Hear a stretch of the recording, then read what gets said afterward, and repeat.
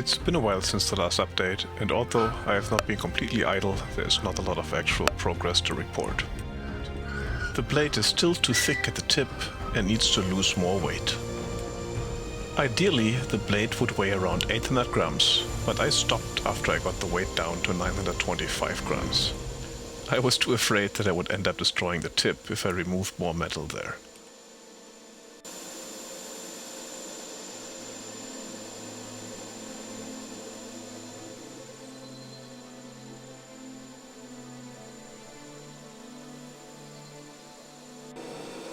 After reaching the desired weight, the blade was ready for polishing.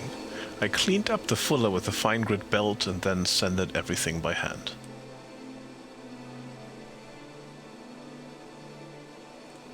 I started with 320 grit sandpaper and worked myself up to 400 and then to 600. To polish the fuller, I made a wood block in the radius of the fuller to which I attached the sandpaper. The main work then was to remove all the scratches, which were particularly difficult to remove right at the edge of the fuller and took a lot of time and a lot of sandpaper.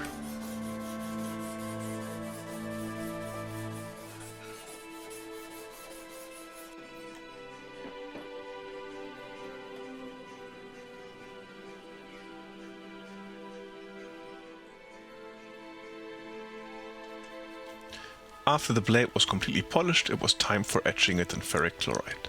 To get an even edge, it's important to remove all the oils from the blade. First, I wipe the blade down with Windex, then with grease remover, and finally clean it again with water.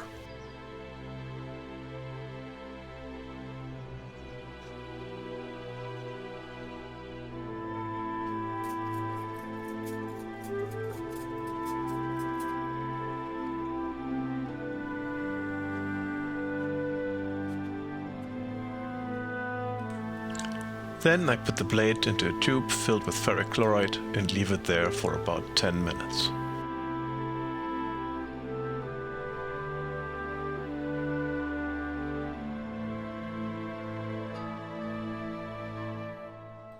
When removing the blade, the pattern is easily visible. To achieve a nice finish, I rub the blade down with steel wool and then afterwards with metal polish.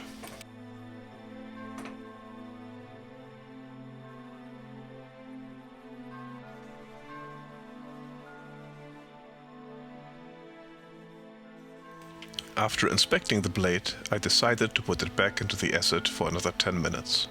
This will result in a somewhat deeper edge.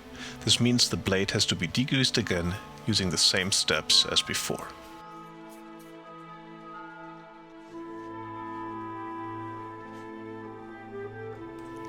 For the final finish, which is not shown in the video, I mix red iron oxide with oil and rub the whole blade down. The result can be seen in the following picture. The wavy pattern on the edge is the result of differential hardening, which often appears with shallow hardening steel, sometimes called auto-Hammon. I also traveled to Europe, where I visited several different museums. The museums in Nuremberg, Rothenburg and Haithabu all had Viking-age swords on display. As shown in the pictures, there is a large variety in decoration using many different techniques. Especially Haithabu had many examples of bimetal inlays which I'm trying to replicate. All of which I hope to show in the next video.